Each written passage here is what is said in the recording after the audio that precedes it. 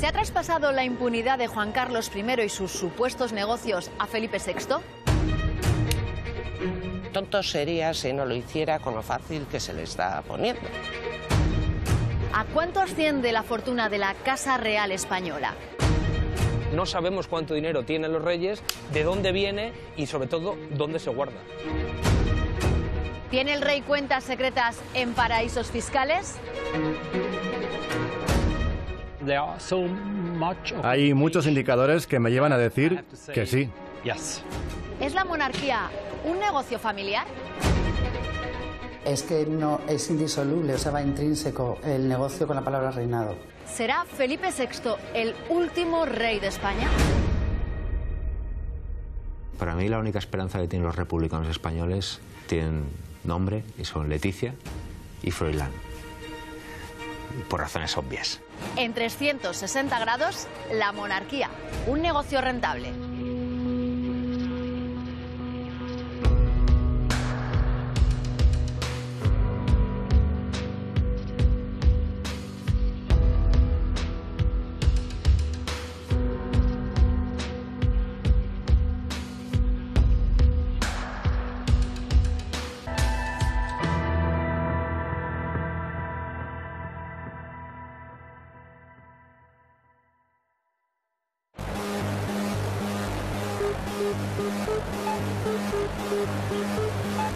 Varias informaciones relacionan al rey emérito Juan Carlos I con cuentas ocultas en bancos en Suiza. La única cuenta confirmada en este país es la herencia recibida de su padre, don Juan. Pero la cuenta Soleado y recientemente unas grabaciones comprometidas nos animan a investigar y a viajar a Suiza. ¿Tiene la monarquía cuentas ocultas? ¿Será posible encontrar algún rastro?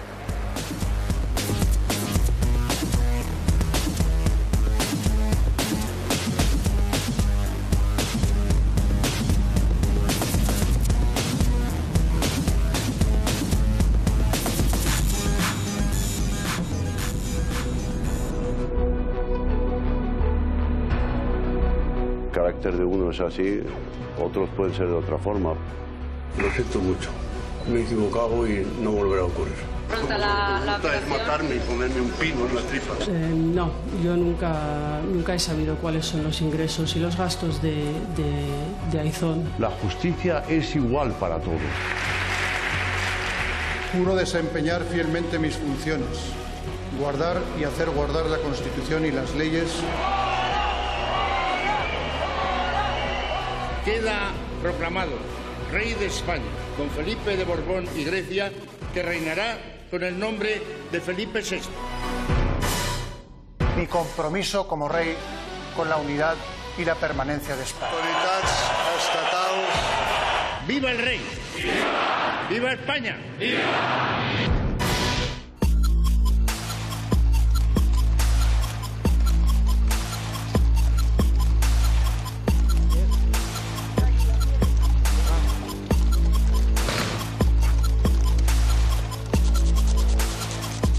Es un secreto a voces imposible de concretar. La fortuna de Juan Carlos I es incalculable. Las únicas publicaciones conocidas datan de hace más de 15 años y hablan de más de 2.000 millones de euros. Un patrimonio que no se refleja en ninguna de las cuentas oficiales del Estado.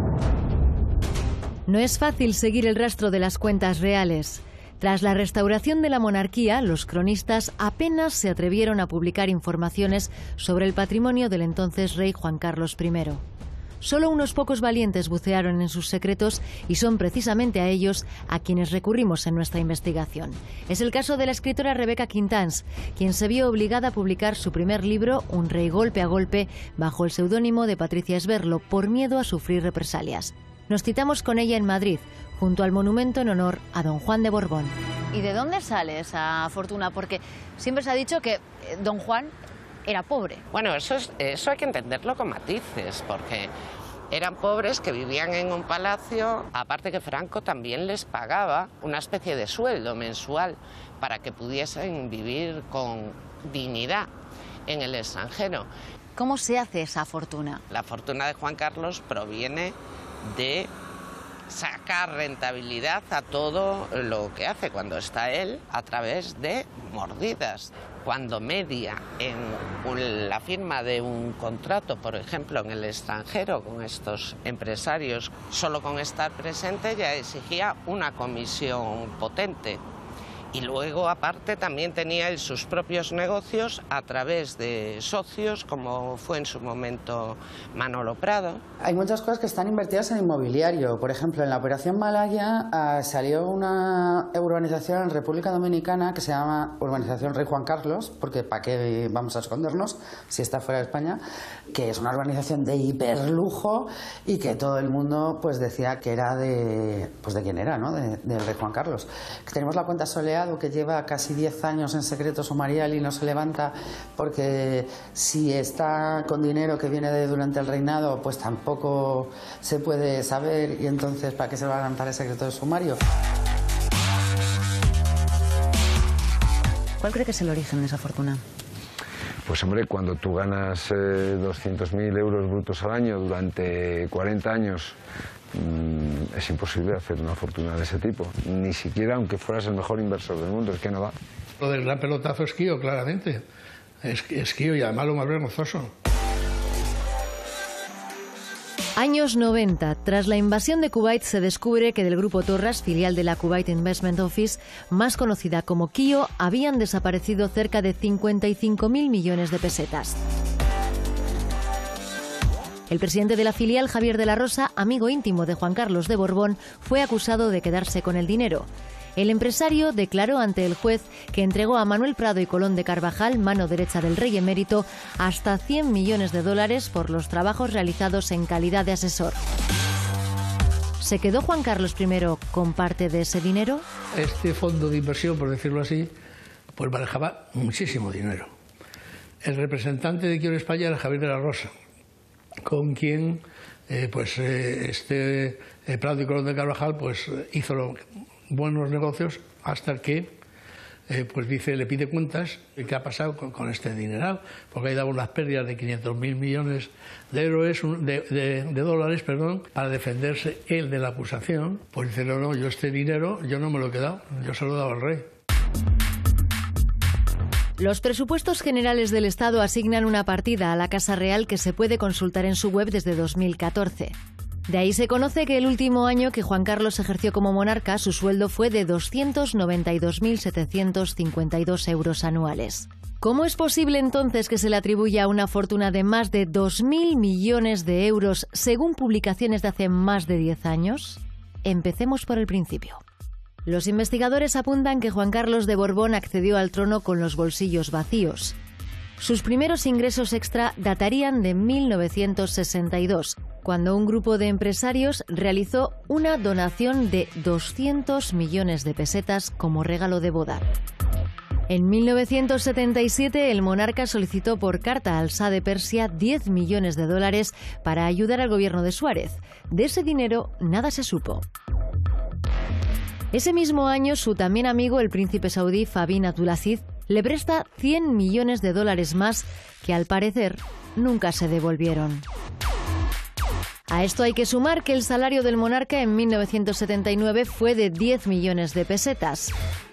Ese mismo año, asegura el economista Roberto Centeno, el rey comenzó a cobrar comisiones por su gestión durante la crisis del petróleo. Por cada petrolero se embolsó, según relata, cerca de 5 millones de dólares. En 1979 yo era consejero delegado de Kansa. Fernando Schwarz, que era embajador de España en Kuwait, me dijo, oye Roberto, vente a Kuwait, porque yo tengo unas relaciones muy buenas con la familia Al-Sabah, que era la familia reinante, y conseguí un cargamento significativo de crudo para España. Fernández Ordóñez era ministro de Hacienda cuando entré en el despacho de Paco Fernández Ordóñez y levanta los brazos al cielo diciendo, ¿pero qué has hecho, Roberto? ¿Pero qué has hecho? Y digo, ¿cómo que qué he hecho? Y dice, me has buscado la ruina. Ha estado aquí Manolo Prado y me ha montado un pollo como no te puedes ni imaginar. Márchate y no se te ocurra volver a ir a ningún sitio si antes, previamente, no lo consultas conmigo. ¿Qué es lo que pasaba? Presuntamente, pues había una serie de comisiones. Yo calculo que serían unos 5 millones de dólares de 1979. En 1993 fallece don Juan de Borbón. Deja una herencia de 1.100 millones de pesetas, de la que al rey Juan Carlos I le corresponden 376 millones guardados en una cuenta en Suiza. En 2004 el monarca conoce a Corina, una empresaria alemana. Esta relación les aportaría unos beneficios que rondan los 30 millones de euros. ¿Quién es el comisionista, Corina o el rey Juan Carlos? Pues yo creo que iban a pachas, ¿no? Yo creo que esto era una sociedad limitada. Y seguimos sumando. A través de Corina hemos sabido que en 2012 el rey Juan Carlos cobró una comisión de casi 100 millones de euros por el contrato que OHL obtuvo por el proyecto del AVE a la Meca.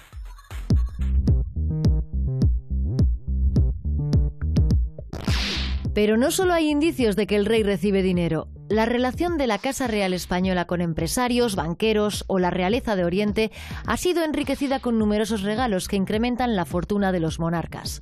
Coches, motos, caballos, joyas, un sinfín de objetos valiosos sin contabilizar, que se suman a las ocasiones en las que los miembros de la realeza española habrían servido de sponsor a las grandes marcas.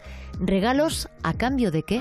En un momento determinado, tiempo de Felipe González, pues se pretende legislar, hacer una regla justamente para que no se pudiera recibir el regalo. Y el rey se opone, dice, no, ni hablar, estoy aquí pringando todo el día para encima que me hagan algún obsequio, y no se hizo esa ley. Este hombre recibía unos coches maravillosos, pero de hecho todas las fábricas de coches, cuando lanzaba un nuevo modelo, le daban a él uno de los coches. Pero bueno, motos estupendas y todo tipo de regalos. Que te regalen un Ferrari, o que te regalen un caballo alazán maravilloso, o que te den un terreno en Marruecos, en la mejor playa, pues indudablemente eso. En primer lugar se tenía que conocer, tenía que haber una especie de notariado y un registro de todos los regalos de ese tipo, ¿no? Y en segundo lugar, ¿para qué te regalo eso? ¿Para que tú me regales a su vez qué? Yo te doy y tú me das. Pero no solamente es esto, sino que realmente sponsorizaban cosas, le pagaban las marcas de las que él hacía propaganda utilizándola, ¿no? Salía con una camiseta o con un reloj no sé qué en las regatas, en las páginas de Lola. Eso no es gratis y eso también lo cobraba, también fue hombre anuncio. Hablemos de la fortuna del rey Felipe VI. El medio británico Express le atribuye en 2017 una fortuna cercana a los 17 millones de euros. Una cifra que llama la atención si tenemos en cuenta que la última asignación anual del monarca es de 242.769 euros. Las dudas son razonables. ¿Sigue el camino de su padre? Se ha publicado que la fortuna de Felipe VI ascendería a unos 17 millones de euros, la de la reina Leticia unos 8 millones. ¿Se ajusta a la asignación presupuestaria o puede haber sospechas sobre esas cifras? Si tienen eso, me parece muy poco, ¿eh? Porque ellos han recibido herencias de abuelitos millonarios que no tenían a quien dárselo y se la han dado. Es imposible que Leticia haya ahorrado 8 millones de euros. Imposible. Lo que no se sabe es cómo los pudo haber obtenido, porque no tiene oficialmente ninguna actividad que le pueda reportar beneficios, y Felipe tampoco.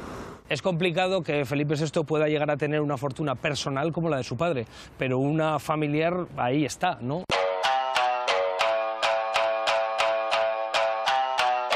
La Casa Real decidió adherirse a la Ley de Transparencia y desde entonces publica cómo el rey Felipe VI distribuye la asignación presupuestaria que le otorga el Estado. Pero la monarquía no está obligada a pormenorizar los gastos de sus actividades públicas ni a desvelar los negocios que realicen. Una ley de transparencia que resulta insuficiente porque ¿quién controla al rey? Yo creo que la actual ley de transparencia de la Casa Real no es suficiente. Sería mucho mejor la ley de transparencia que tiene la Casa Real británica, ¿no? Que sabemos lo que le pagan a un jardinero, lo que gasta la reina en sombreros o lo que gasta en peluquería, ¿no? Siempre que se habla de la Casa del Rey de dinero se hace una pequeña trampa. Se suele decir, no, si es la Casa del Rey más barata de toda Europa. Y se dice, no, un presupuesto en torno a 8 millones de euros. No es para tanto, hay otras donde hay más dinero. Pero claro, hay una trampa, porque diferentes ministerios, el de Asuntos Exteriores sobre todo, o el de Defensa, pagan una serie de gastos y de cuestiones, desde los viajes en avión hasta otra serie de cosas, que costean esos ministerios por otra vía que no es la del el presupuesto directo. Por tanto, no sabemos hoy día cuánto dinero se gasta en la monarquía española. El periodista Alberto Lardiés habla de trampas y de partidas que no quedan registradas, y comprobamos que es imposible dar con ellas. La Casa del Rey incluye en su web un epígrafe en el que puede consultarse cómo distribuye la asignación anual de los presupuestos del Estado. Cogemos como ejemplo el ejercicio del año 2018. Vemos a cuánto asciende la partida y nos detenemos en la distribución de la asignación. Ahora nos fijamos en el sueldo de cada miembro de la familia real, pero no encontramos nada de las asignaciones que provienen de otros ministerios. ¿Dónde queda la transparencia? Cuando nos dicen que cuesta 8 millones de euros al año, es evidente que ese dato no es real. Ese es el dinero de bolsillo que el Estado le entrega al rey para que pague a sus 20 empleados principales, al top de la administración de la casa, para que se pague su salario y para los gastos de oficina, si quiere. Pero el Estado paga la seguridad, paga los viajes, paga el mantenimiento de las casas, de los palacios donde viven, y eso sumará, digo yo, por ejemplo, 60 millones de euros al año, 70, 80. Si aquí a un presidente de la República le dicen, oiga, usted tiene 8 millones para organizarse su jefatura del Estado, haga con ello lo que le dé la gana, la gente diría, pero bueno, estos están locos. Pues sin embargo es lo que ocurre en este momento en España, ¿eh? Y nadie dice nada, que es lo malo. Eso en la asignación conocida. Exacto, sí, porque también pasa como con defensa, ¿no? En defensa hay un presupuesto en A y otro presupuesto en B, ¿no? Que acaba triplicando el presupuesto destinado o anunciado, ¿no?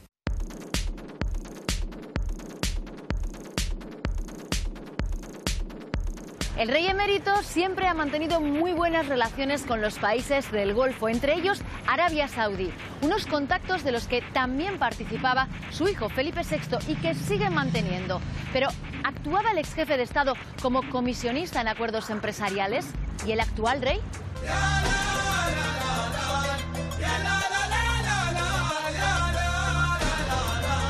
Queremos indagar en la relación de la monarquía española con el país saudí.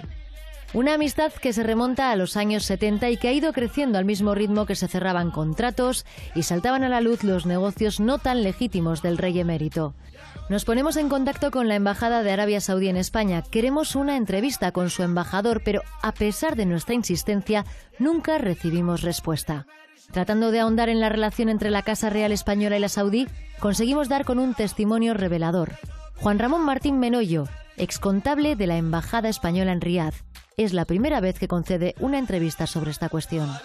14 años has estado trabajando en la embajada y allí coincidió en numerosas ocasiones con el rey emérito Juan Carlos I y también con el actual, con Felipe VI. Sí, probablemente cada 2 años hacía una visita. En muchos casos tenía un carácter más privado y, por ejemplo, no lo veías en la prensa, ¿no? Y entonces podía tener que ver con algunos contratos que se estaban, digamos, cerrando y demás, ¿no? La cuestión es que a veces no quedaba muy claro si esa gestión la estaba haciendo como jefe del Estado o era una gestión privada, ¿no? Eso muestra también un poco la cercanía que hay entre las dos casas reales, ¿no?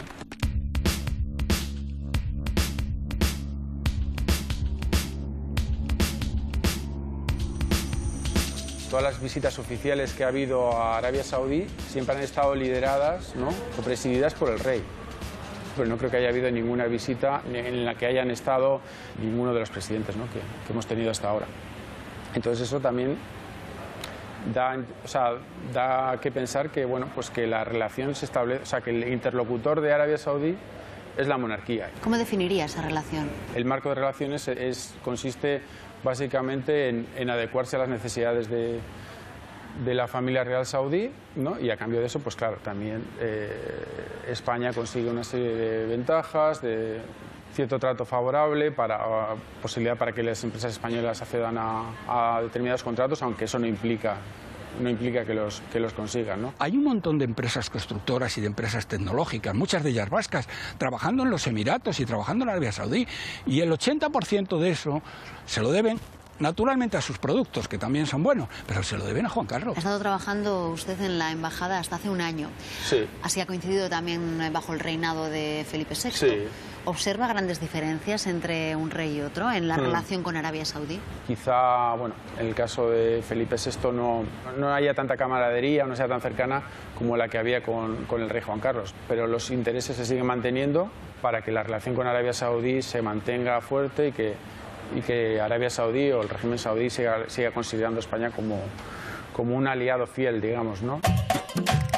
En 2011, España consigue el megaproyecto del AVE a la Meca con un presupuesto de 6.736 millones y, al parecer, una millonaria comisión para Juan Carlos. Pero nuestro contacto Martín Menoyo nos aporta una nueva información. En la embajada se supo que el rey emérito y Corina trabajaron en la creación de un fondo privado hispano-saudí. ¿Ha cobrado el rey comisiones por estos negocios? Tener una evidencia documental clara sobre que sea indiscutible sobre esto yo creo que es prácticamente imposible, ¿no? Sí se puede hablar de que ha intervenido como conseguidor. A mí lo que me llama la atención es que a veces se comentaba que bueno, que si cobraba alguna comisión pero era decisivo para conseguir determinados contratos, pues bueno, o sea, que no lo veían tan mal. El tren de alta velocidad lo tienen por él, si no, no los hubiéramos tenido nunca.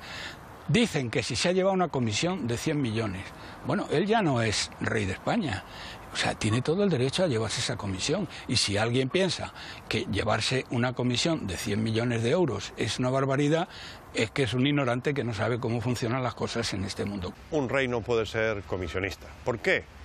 Bueno, fundamentalmente porque tiene una partida del Estado que le paga 8 millones a la Casa Real y él hace con esos 8 millones lo que crea conveniente. 8 millones es muchísimo dinero.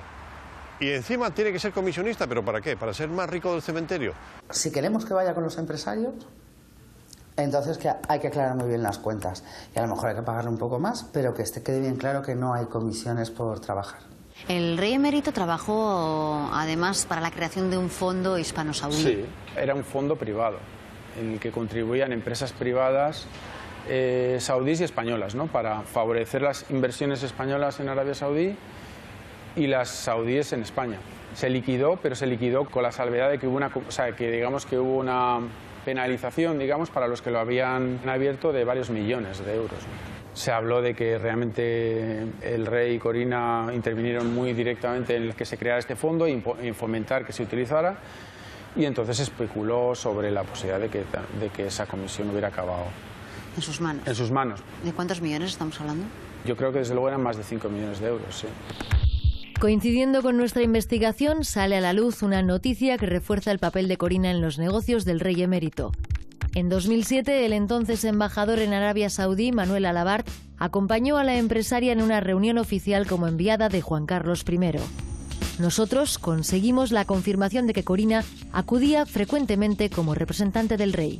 Corina asistía a la embajada española en Riad. Sí se supo que ella había estado y que había ido en representación del rey o de empresas españolas, sí.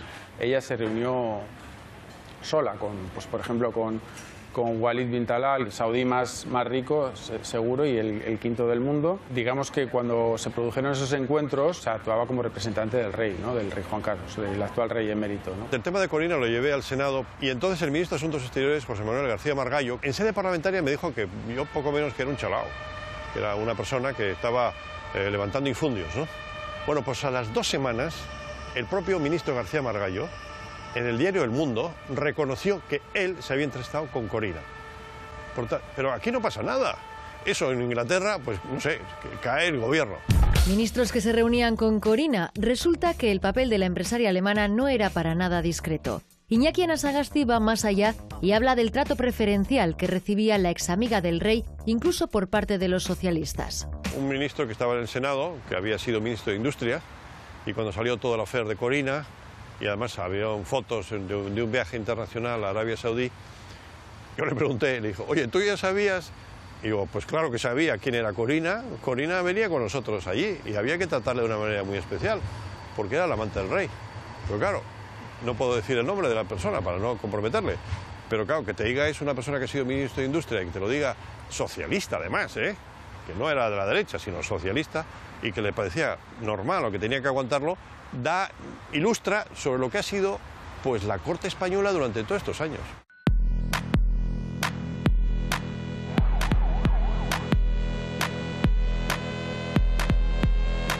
¿Tiene amistades sospechosas el rey emérito Juan Carlos I?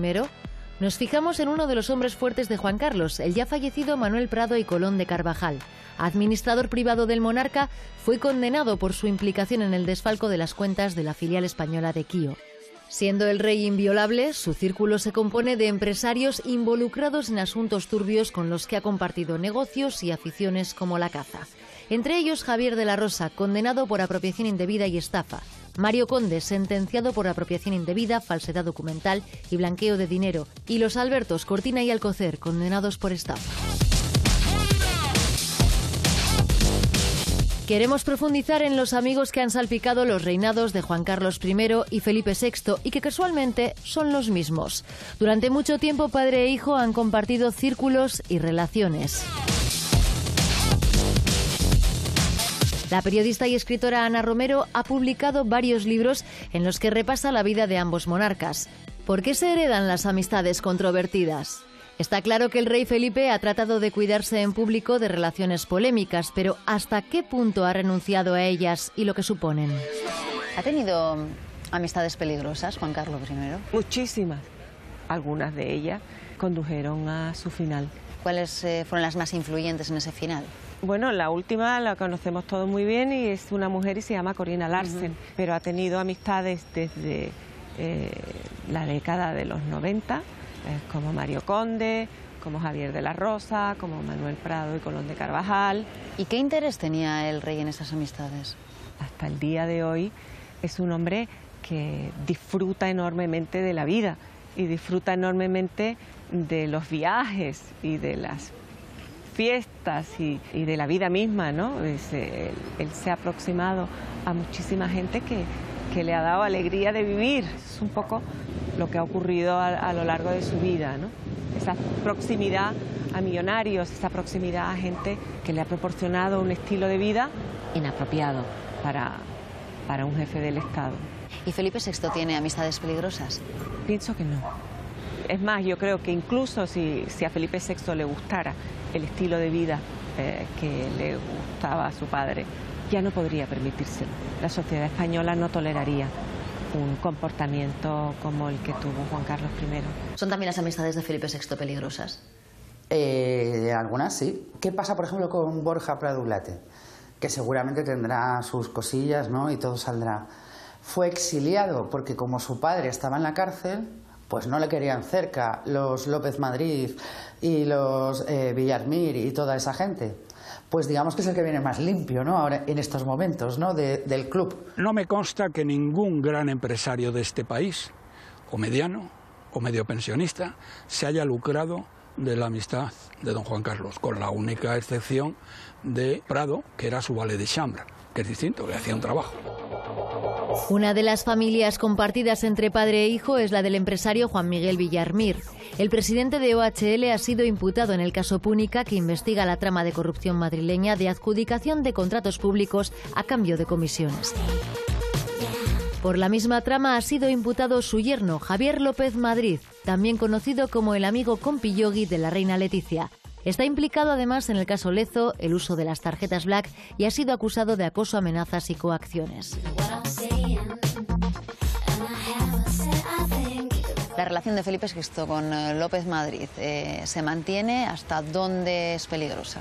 El rey Felipe no puede volver a fotografiarse con Javier López Madrid, presumiblemente el resto de su vida. Cuida mucho que esos amigos turbios que tiene o ha tenido no aparezcan cerca de él en lugares públicos, etcétera. En eso la zarzuela, la que hace el rey, ya se ocupa de que la cosa quede un poco escondida. Pero claro, una persona de la que eres amiga desde hace mucho tiempo, que tiene un problema con la justicia, ¿vas a dejar de serlo? El yerno de Villarmir es amigo de Felipe VI, pero es porque se conocen a través del padre, son las amistades del padre en realidad. Cuando Felipe VI le ha cortado la cabeza a Javier López Madrid, porque está imputado en todos los procedimientos del mundo habidos y por haber, ¿quién se pone como guardia de corps de Felipe VI? Borja Prado Ulate. ¿Quién es hijo? De Manuel Prado y Colón de Carvajal, el amigo del padre testaferro que pagó con cárcel proteger a Juan Carlos. Los amigos heredan. Los amigos de Felipe VI son muy reducidos y vienen de ahí. Beben de la misma fuente. El compillo es la anécdota que nos llega a todos. Pero ya aparece una conversación en la que se nota que el rey está a Felipe VI a por uvas completamente, en la que él le pregunta a Felipe VI, Javier López Madrid, ¿cuándo va a estar en Madrid y tal? Nos tenemos que reunir con los de Arabia Saudí, entonces ¿cuándo va a estar también tu padre en Madrid para montar la reunión por lo de la beca? Ah, vale, pues ya te diré cuándo estaré. Entonces, claro, en realidad Javier López Madrid está utilizando la agenda de Felipe VI para cerrar negocios con Juan Carlos sobre el AVE a la Meca con los sauditas. Hay un intento de mezclar a Felipe VI con los negocios de Juan Carlos. Totalmente. ¿Hay cosas contra Felipe VI? Sí, las que guardan sus amigos. ¿Quién puede acabar con la monarquía? Sus amigos, que son los que tienen cosas. Pero los escándalos de la Casa Real van sumando. Este verano el periódico OK Diario publicó unas grabaciones a Corina durante un encuentro que mantuvo en 2015 con el excomisario José Manuel Villarejo y Juan Villalonga. En ellas acusaba a Juan Carlos de tener cuentas en Suiza y de cobrar comisiones por hacer de intermediario entre empresarios españoles y árabes. Informaciones que se traducen en posibles delitos. Esas grabaciones son determinantes para responsabilizar al rey emérito en delitos. Pero desde luego en cualquier país civilizado, y en España, si nos ocurriera a cualquiera de nosotros, darían lugar a una investigación de oficio por parte de la Fiscalía, una investigación de oficio por parte de la Agencia Tributaria e inevitablemente pues nos obligaría a estar muchos meses imputado, investigado. Insisto, estas son pruebas determinantes. Yo no veo a nadie, salvo que sea masoquista, contando algo que a la vez le autoinculpa, como es el caso de Corina, porque Corina dice que hacían negocios, que cobraban comisiones, que había cuentas en Suiza, y ella está reconociendo implícitamente que estaba en todo ello, la célebre Casa de Marruecos. Por tanto, yo no conozco a nadie, salvo que sea el genio tonto, que se autoinculpe para culpar a otro. Pero lo del caso de Corina, a mí, yo no sabía cómo se había hecho este blanqueo. O sea, sabía que él había acumulado mucho dinero, difícil de explicar el origen, pero no cómo lo estaba blanqueando. Las declaraciones de Corina pues me dan una pista de que Corina contribuyó a ese blanqueo de dinero, como ha declarado al comisario Villarejo. La propia Corina decía que el rey Juan Carlos no tenía noción de lo que era legal o de lo que era ilegal. Y una persona que está en la jefatura del Estado no sabiendo lo que es legal y lo que es ilegal, lógicamente cae en la corrupción. La pista de las cuentas ocultas del rey emérito apunta a Suiza. No solo porque Corina afirma que tiene cuentas suizas a nombre de su primo. La Casa Real tuvo que reconocer que don Juan de Borbón dejó la herencia a sus hijos depositada en el país helvético. Hubo un momento en el que la Casa Real reconoce que existe una cuenta en Suiza. Exacto. El padre muere en 1993 y en 1995 se cierra esa cuenta, se acaba la relación del rey Juan Carlos con ese banco en Suiza o con cualquier banco en Suiza. El resto es rumorología. Eso está constatado y hasta la Casa Real lo admitió, cuando admitió que sí que había cobrado Juan Carlos una parte de esa herencia de don Juan, que estaba en una cuenta suiza, y la cobró en otra cuenta suiza y de ahí se lo llevó, no se sabe a dónde, ¿no? Yo no creo que esa cuenta siga existiendo porque la habrán cerrado, pero eso no significa que no se pueda abrir otra y además más blindada y mucho mejor protegida, ¿no? Es imposible probar si Juan Carlos tiene cuentas en Suiza, pero Corina dice que sí, y muchos indicios apuntan a que sí. El principal indicio es que ahora Pedro Sánchez, como presidente del gobierno, no ha querido publicar la lista de nombres de las personas que se acogieron a la amnistía fiscal, pese a que Pedro Sánchez prometía que lo iba a hacer, en gran medida porque se cree que puede ser que el rey Juan Carlos sea uno de los que se acogió a la amnistía fiscal. ¿A qué nos puede llevar la pista de Suiza? Si investiga en Suiza a fondo, pues puede caer hasta el maestro Romero.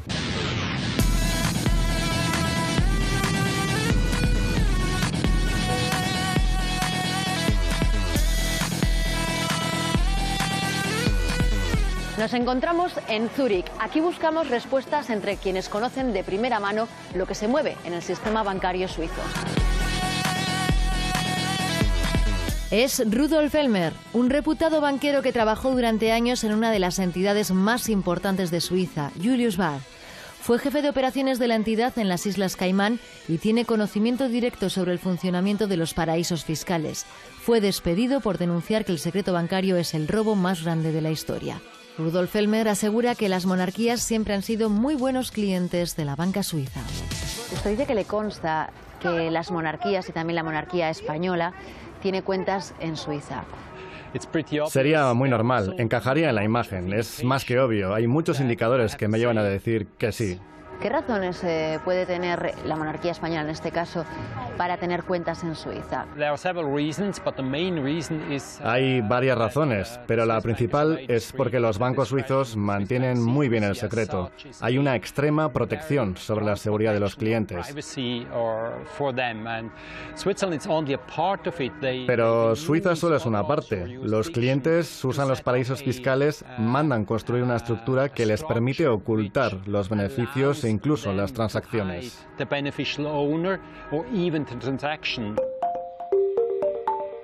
En las grabaciones de Corina surgen de forma recurrente los nombres de Dante Canónica y Arturo Fasana, a los que la amiga del rey señala como los testaferros de la fortuna del monarca en Suiza. Pero ¿quiénes son? Dante Canónica es un abogado suizo muy reputado, con importantes clientes internacionales, entre los que destacan Mohamed Al-Fayed, Alicia Koplovich o los Albertos Cortina y Alcocer. La relación de Canónica con los paraísos fiscales se puede constatar comprobando los registros internacionales de empresas, donde figura en más de 130 sociedades offshore como director, presidente o secretario. El abogado suizo está al frente de su propio bufete, pero con anterioridad trabajó para el financiero Arturo Fasana, a quien vimos declarando en el juicio del caso Gürtel, acusado de ayudar a Correa a ocultar dinero. ¿Usted conoce al abogado Dante Canónica y al banquero Fasana? ¿Qué puede contarnos sobre ellos? Se trata de un abogado muy brillante de Ginebra, experto en paraísos fiscales, un buen banquero que tenía buenas conexiones en el Caribe. Así que se estableció todo perfectamente de tal manera que él...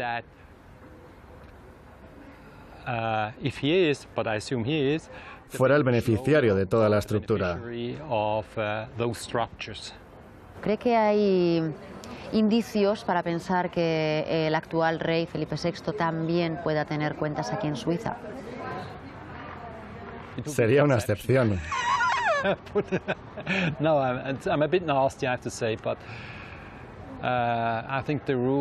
Yo creo que es correcta la creencia de que Suiza tiene muy buena reputación en cuanto a gerencia, bienes financieros y no financieros, de monarquías e individuos ultrasecretos. Si el gobierno español quisiera, ¿podría llegar a investigar la existencia de cuentas en Suiza a cargo de la monarquía española?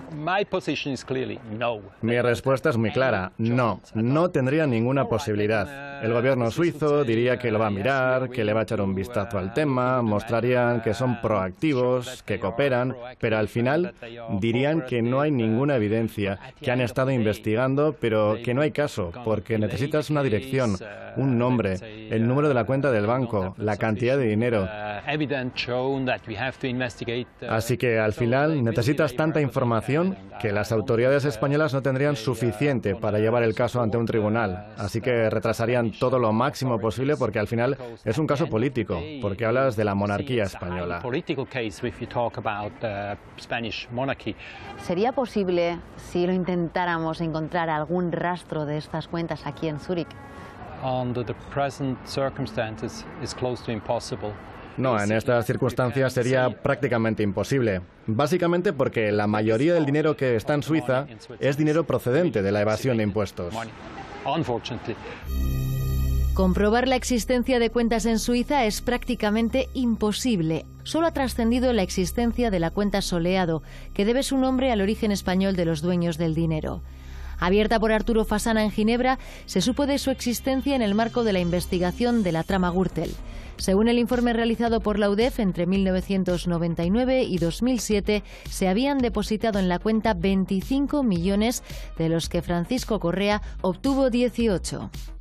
Y en esta cuenta relacionada con Gürtel, según confesó el empresario Javier de la Rosa, tendría Juan Carlos de Borbón depositados más de 200 millones de euros. Pero la cuenta Soleado sigue bajo secreto de sumario.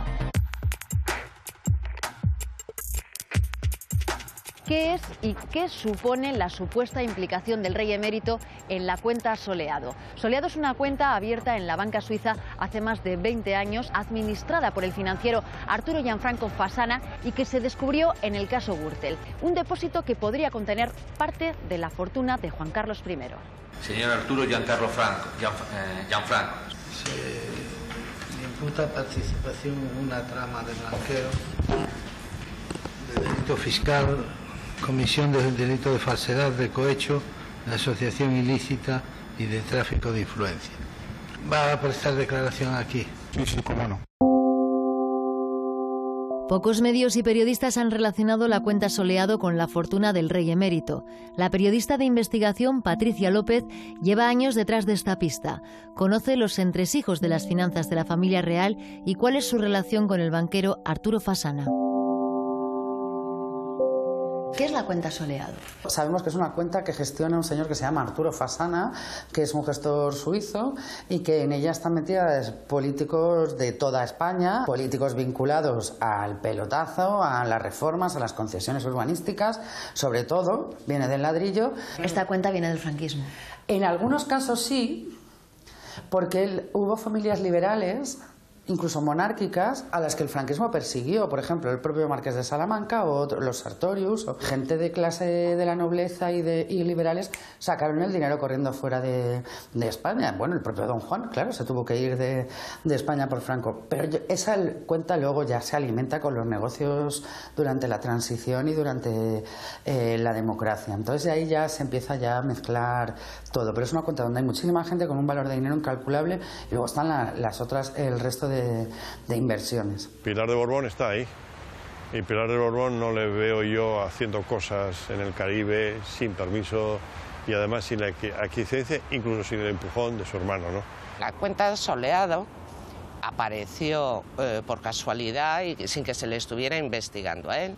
Lo que se estaba investigando era la trama Gürtel, pero tenían pues un asesor común, Juan Carlos, los de la trama Gürtel y Jordi Pujol, pero cuando esos papeles llegaron a los juzgados ya habían sido previamente tachados y se habían borrado los nombres de Juan Carlos con un rotulador negro para que no se pudiera manejar esa información.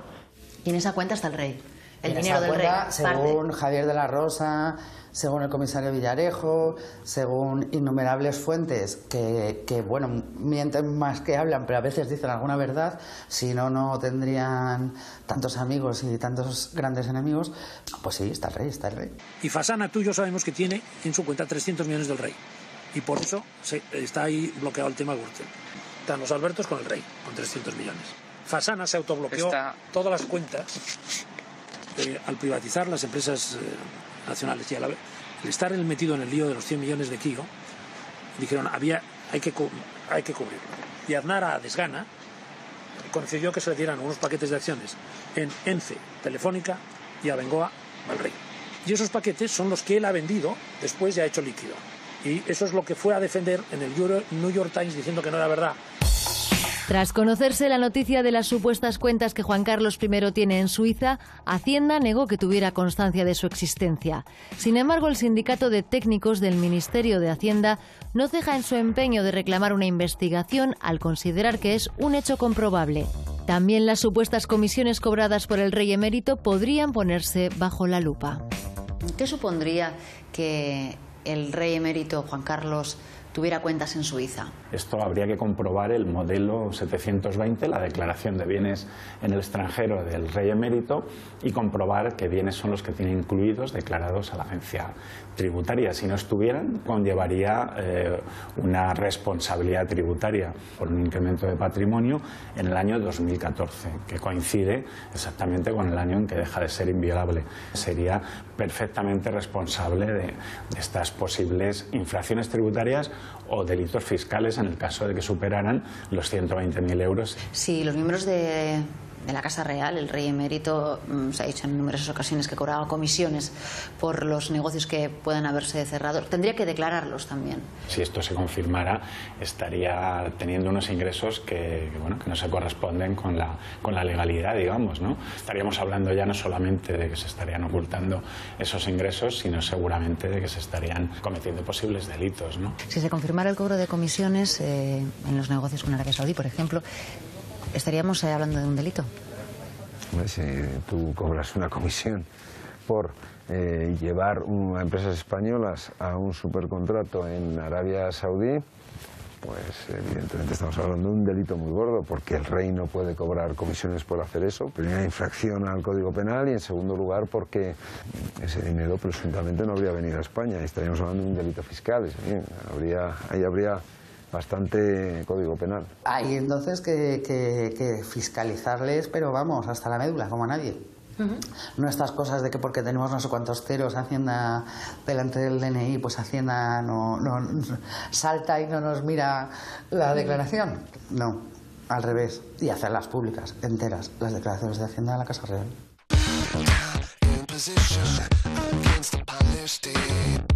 Aquí se impone la ley del silencio ante cualquier posibilidad de investigar a la Casa Real. Recientemente, PP, PSOE y Ciudadanos se han puesto de acuerdo para tumbar una comisión de investigación sobre las supuestas prácticas ilegales cometidas por Juan Carlos de Borbón.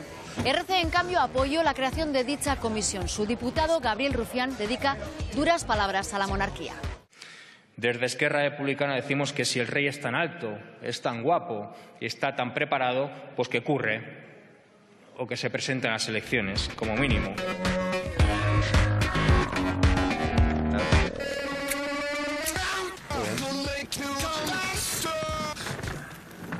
Usted ha calificado a la monarquía de estafa. Pasan cosas en este país que costarán mucho de explicar de aquí a 40 años. Igual que nos cuesta mucho entender según qué cosas, ¿no?, que pasaron hace 40 años. Y la monarquía es una de ellas. Y sí, me parece que si no se vota, pues es una estafa. Si revisamos sus declaraciones o su Twitter, podemos encontrar, bueno, pues palabras muy críticas con el actual rey. ¿Alguna vez ha recibido un toque o una advertencia o ha sentido que estaba pisando un terreno? Si la pregunta es si alguien me ha llamado No, nadie me ha llamado. Sí que es cierto que notas, ¿no?, muchísimo nerviosismo cuando haces según qué intervención, y aquello fue como un gran escándalo, y aquella misma semana pues la verdad es que sí que es cierto que se aumentaron las amenazas en redes sociales. ¿Qué le parece que el rey acompañe a misiones de empresarios al extranjero para cerrar negocios? Pues propio de un comisionista, propio de un intermediario, ni más ni menos. De hecho, seguramente sea el adjetivo más suave que tenga Juan Carlos I, el de comisionista. ¿Comisionista? ¿Es la monarquía la institución más blindada? Hubo una vez que presentamos de forma simbólica 1000 preguntas, 1000, destinadas a esclarecer un poco, pues bueno, diferentes cuestiones en torno a la corona, y las 1000 preguntas fueron censuradas. Siempre que tú preguntas en torno a la corona, PP, PSOE y Ciudadanos se ponen de acuerdo para vetarlo. Es responsabilidad de los legítimos poderes del Estado asegurar el orden constitucional y el normal funcionamiento de las instituciones, la vigencia del Estado de Derecho y el autogobierno de Cataluña, basado en la Constitución y en su Estatuto de Autonomía. 3 de octubre de 2017, una fecha que ha marcado el incipiente reinado de Felipe VI. En el punto de máxima tensión con Cataluña, el monarca pronunciaba un discurso de mano dura ante el referéndum independentista. El jefe del Estado opta por abandonar el papel de árbitro y moderador que le corresponde. Con este mensaje pasa a posicionarse políticamente, dividiendo a la opinión pública entre quienes lo ven como un signo de fortaleza y quienes lo vivieron como una muestra de la debilidad del rey. Hombre, yo creo que pasa a la historia para mal su discurso, o el discurso absolutamente miserable del 3 de octubre, en el que amenazó e incluso tuteló los palos, ¿no?, que hubo el 1 de octubre, los porrazos. Lo que en su primer momento parecía que era un discurso histórico a la altura del de Juan Carlos en el 23F, puede acabar con el tiempo convirtiéndose en un problema para Felipe VI. Yo creo que aquel día perdió absolutamente Cataluña, o el pueblo de Cataluña. El poco apego que pudo tener, en ese momento lo perdió.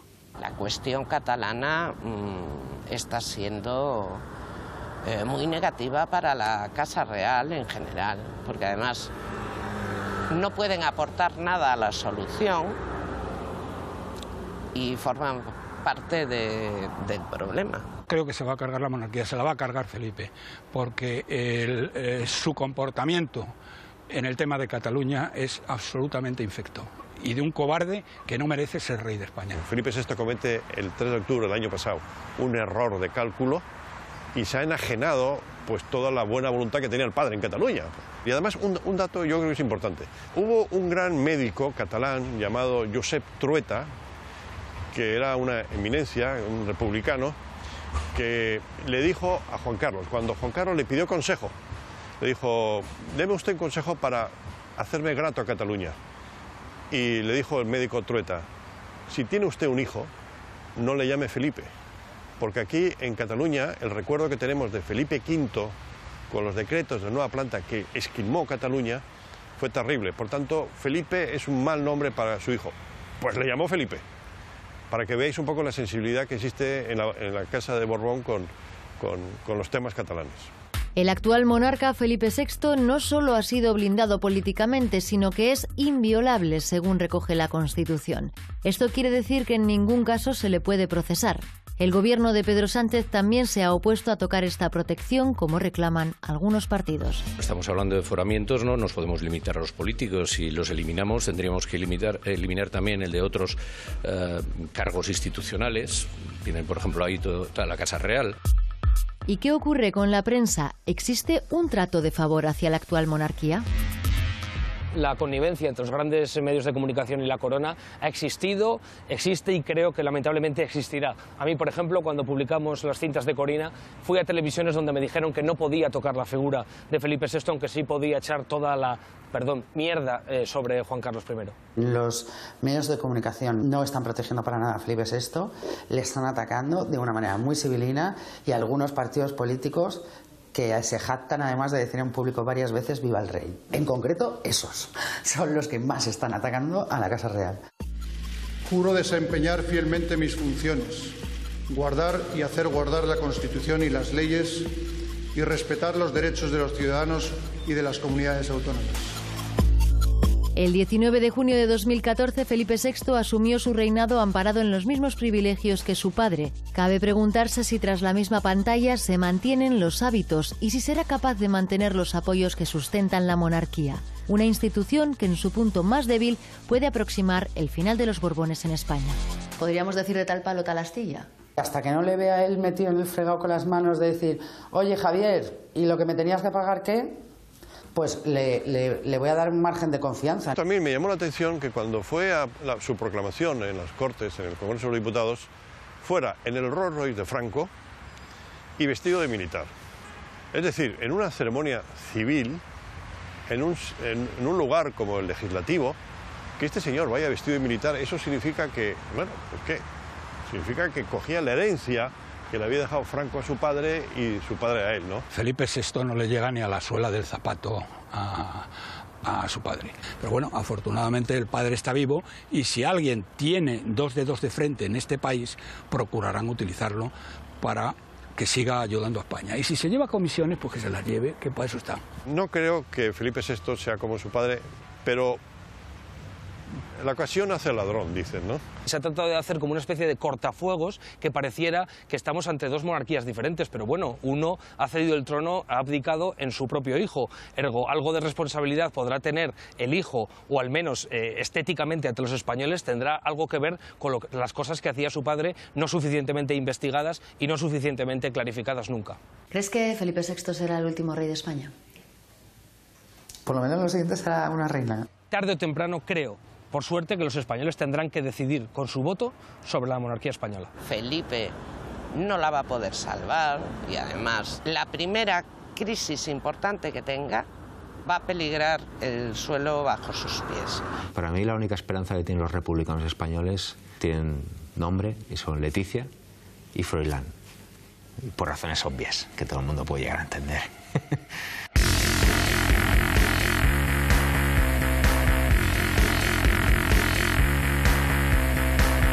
La sombra del reinado de Juan Carlos I se extiende sobre Felipe VI. La falta de transparencia se hereda y con ella las sospechas sobre prácticas oscuras que llenan titulares. Pero seguramente la continuidad de la monarquía dependerá de que siga siendo un negocio rentable para los poderes que deciden el modelo de Estado.